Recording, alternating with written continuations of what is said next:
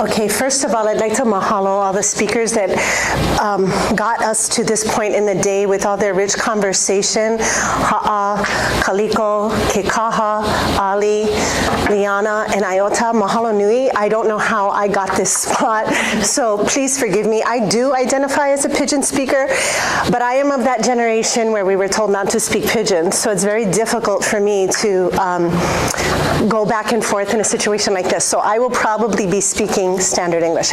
My Pidgin doesn't come out until I'm really comfortable, which speaks to the stigmatization that I'm going to kind of talk about. But I'm from the Windward Side. I grew up in Kahalu'u. I live in Ka'ava. And what brought me to my research, I do a lot of research on Pidgin. I actually administer Pidgin language exams in the English department, is that I would hear Haole professors from the continent talking about local students, and I know how I look and I know how I sound, and they would say it in front of me, and it would piss me off, because I went to Ahuimano Elementary, I went to King Intermediate, and they were talking about my friends, my family, but they didn't know that because of how I look and how I sound. So my dissertation was about how savvy our local students are in using their linguistic resources, and that eventually brought me to studies of Pidgin. So I am going to get a little academic-y, I'm sorry, but I'm not going to pretend to talk about the linguistic connections between Olelo Hawaii and Pidgin with all the brilliant kumu who have spoken before me of Olelo. What I'm going to look at it as from a rhetorician's point of view, which is my area. I'm a compositionist and a rhetorician. Composition, most people get it. I teach writing. I teach people how to teach writing, and I run our writing center. The rhetoric part usually gets people off. Okay, so when you're doing a rhetorical analysis, it's kind of similar to what I was talking about. We're looking at the way language makes meaning or is used, but we take into account social, political, cultural, hegemonic, and power dynamics. We account for cultural specific ways of knowing and ideological influences, and we're concerned about what influences someone to produce a text as well as the reception end of it. So we look at audience as well as the, what we would, traditional rhetoric would say orator, the speaker, but also the writer. Okay, so my position is that in addition to a language that identifies as with local culture, quote unquote local, I think Kaliko mentioned Candace and Jonathan's book, Asian Settler Colonialism. I also argue that in addition to that, it can be considered a Kanaka Maoli linguistic resource. And I would argue that you should use different lenses when you're looking at them depending on how you're looking at it. So why? What brought me to that? Well, because Pidgin is often, while it's considered a language that is tied to local culture that emerged from the plantations, there are a lot of Kanaka Maoli that speak Pidgin, and they were noted for not necessarily working on the plantation that much. So how did that happen? That was what started my inquiries. It is also a language that was really adopted a lot or significantly when Olelo Hawaii was under attack. And scholars such as Larry Kimura, dating all the way back to 1987 in the Hawaiian Commission report, I think it's 1987, argues that Pidgin may have even been adopted by Kanaka Maoli as a way to resist when they were being forced to speak English in the classrooms with the banning of English as a medium of instruction. So there is that position too. So thinking of this and thinking of what it would be for a Kanaka Maoli to exert Pidgin as a form of agency, which addresses somebody's question before about moments of resistance. Okay, so the poem that I'm looking at is Noel Kahanu's poem, The Question. And I'm obviously not going to read it because we don't have time, but if anybody wants it, I will send it to them. But the poem is written in a hybrid of Pidgin and Pidgin and English. I'm going to, I don't even think I can see it without my glasses. Let me try grab it from here. Okay, so she starts with the question, the answer to which will tell you if I was one snob, one slut, one nerd, one geek, one les. The question I don't want to answer, the question that sets me apart, a violation of protocol. What kind of local you no like answer? Okay, the poem obviously goes on and on, but when I'm looking at this as a Hawaiian cultural exertion of agency or a linguistic resource, I'm mindful of other indigenous scholars who give caution. You know, Damien Baca, as well as many others, argue that the way we look at texts influences our worldview, and it expresses a worldview, and they can potentially counter the hegemony, the domination, and the suppression and disenfranchisement. Malaya Powell, who is a Native American at Michigan State, warns, even when indigenous rhetorical theories are implied, we have to be careful the extent to which we're interpolated. And I try to be really aware of that, knowing that I'll say things with the best of intention, not realizing how much my words are influenced by the way I've been indoctrinated by a Western educational system. So the first theory that I want to put out there, and then we're going to get back to the poem, is rhetorical sovereignty. And I've heard this in everybody's talk, but Scott Richard Lyons, a Native American scholar, defines rhetorical sovereignty as the inherent right and ability of a peoples to determine their own communicative needs and desires in the pursuit of sovereignty, to decide for themselves the goals, modes, styles, and languages of public discourse. So for back at Noel, how is this an example of rhetorical sovereignty? Well, it's published in the 3rd volume of Oiwi, which is a Native Hawaiian journal dedicated to the revival of the rich literary heritage of the indigenous people of the Hawaiian archipelago. So through its mission, content, and editorial process, everybody working on Oiwi was Kanaka Maoli. I would argue that just submitting the poem there is an act of rhetorical sovereignty. So as a Kanaka Maoli who submitted her work there, she's already exerting that. And therefore we can start to look at her language use as a Native Hawaiian linguistic resource rather than just, or as alternatively as local. So what about her language use? So for a work to be understood as an expression of rhetorical sovereignty, it has to be read within the colonial context. We got to acknowledge where we are. And ideally, that voice would employ a native language. That's according to Lyons. So if we approach Pidgin here as a Kanaka Maoli linguistic resource, Kahano exerts a form of rhetorical sovereignty immediately because she juxtaposes particularly sophisticated sentence constructions in English. In other words, she don't have a hard time with English. When you say something like the answer to which will tell you, that's not even vernacular. That's hearkening back to arguably an older form of English. So we know she knows, she can do that. But then she uses other constructions like the use of one and like, you know, one les, one geek. And I think this demonstrates, I would argue that it demonstrates her command and her savvy ability to use the form of writing as a manifestation of her agency and her overarching argument. So throughout the poem, you'll see like one line in Pidgin, one line in, and I'm going to say standard English, but I want to also, I would argue that there is no standard English. I think we do a great disservice to our students when we pretend like there's this monolithic form of English that they should strive to, because we know there's not. But it's a nice mind game. Okay, so the other theory that I like to put forth when I'm looking at a work like this is cultural perseverance. And actually, Ellen Cushman, I don't know who talked about the Sequoia School, it was Iota.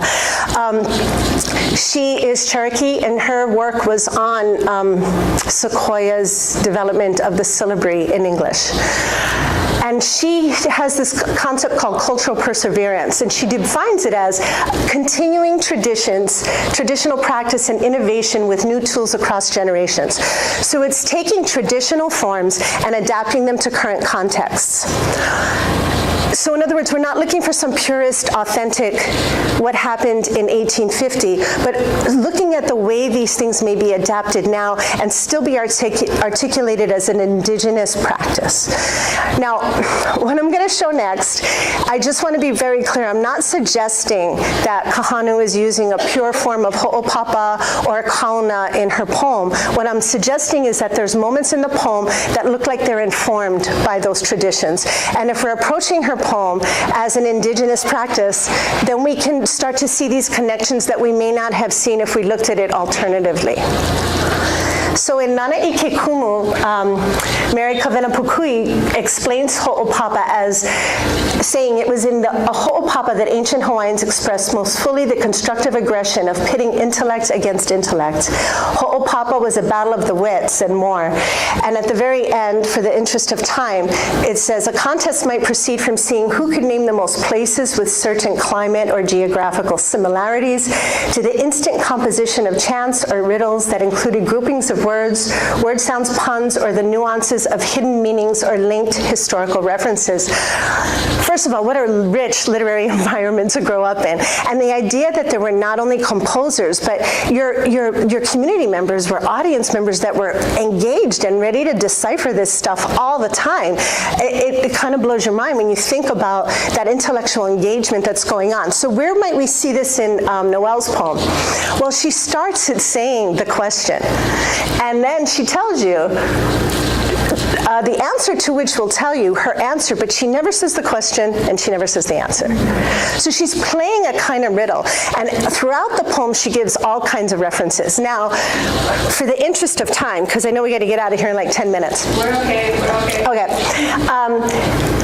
She asked this question, and I don't know if anybody remembers the poem or is familiar with the poem, but she's talking about what school you went to. And if you're local, if you're from Hawaii, we've all been asked it.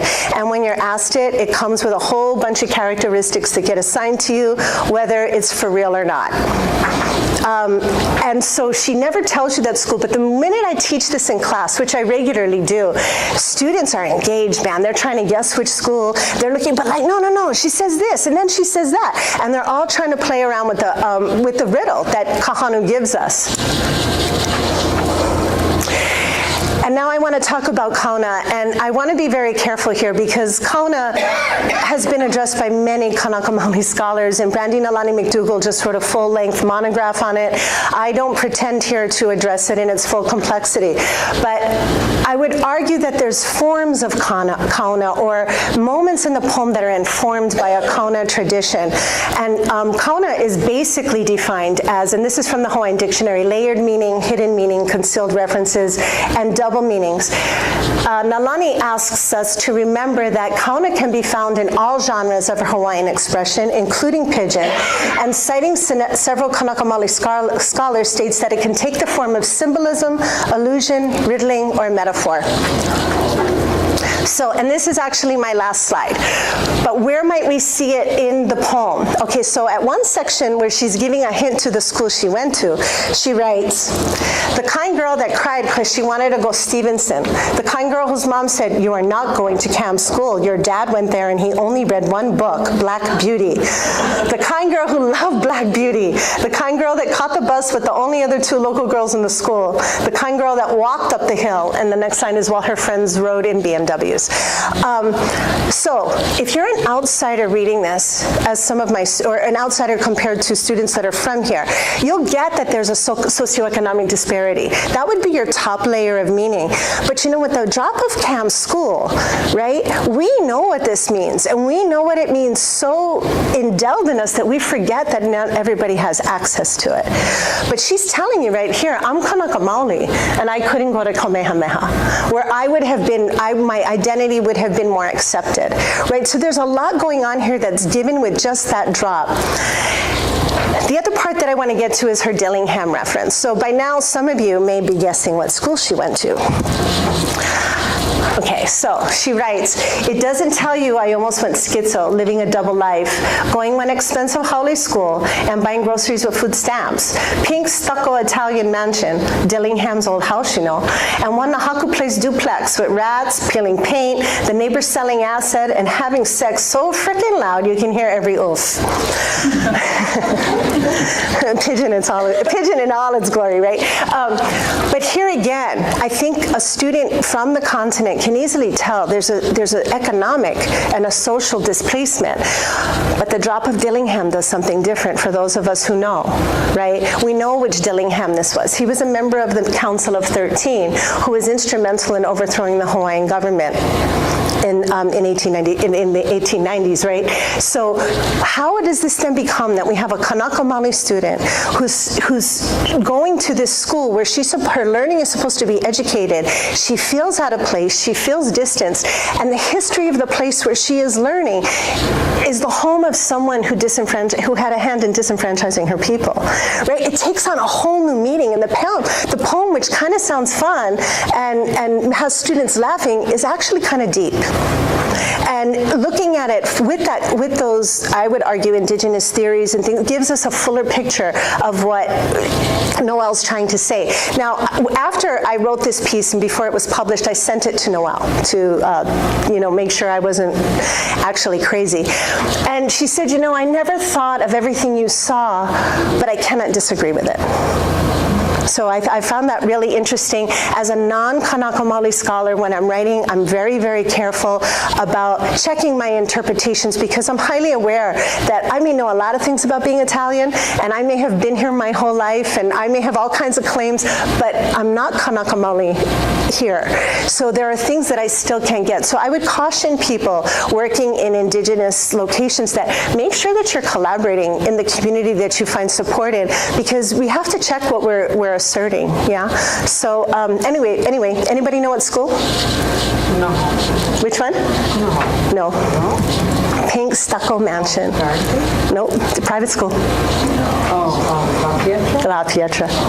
Yeah, and there's other references in there. She says all girls. So you if you had read the whole poem, you would get some of the other references. Okay, that's it for me. Mahalo.